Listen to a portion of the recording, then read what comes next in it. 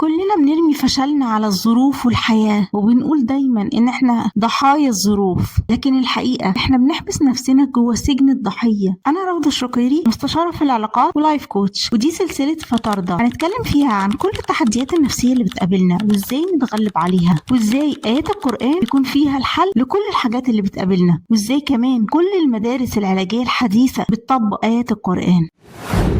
لكن بمجرد ما بتعترف بغلطك وتعترف انك مسؤول عن حياتك بتتحسن كتير قوي، لانك ببساطة بتتحكم في حياتك وبتبدأ تفكر ايه اللي في ايدك ممكن تغيره عشان تحسن من ظروفك دلوقتي. خلينا نفتكر مع بعض كده قصة سيدنا يونس لما ابتلعوا الحوت ما لمش على الناس ولا لم على الظروف ولا قال هم اللي عملوا فيا كده، لا، هو لما ابتلعوا الحوت قال جملة واحدة، قال لا إله إلا أنت سبحانك إني كنت من الظالمين. يعني اعترف بغلطه، اعترف إن هو غلطان. الحقيقة أن ربنا بيكملها بآية بيقول فاستجبنا له، يعني الفاء جاية للسرعة، يعني بمجرد ما انت تعترف بغلطك بأي حاجة في حياتك هتلاقي الاستجابة من رب العالمين، هتلاقي حياتك بتتحسن كتير قوي. وربنا كمان بيقولها وكذلك ننجي المؤمنين. يعني الدعاء ده مش لسيدنا يونس وبس، ده لينا كلنا. لما تغلط اعترف بغلطك وقول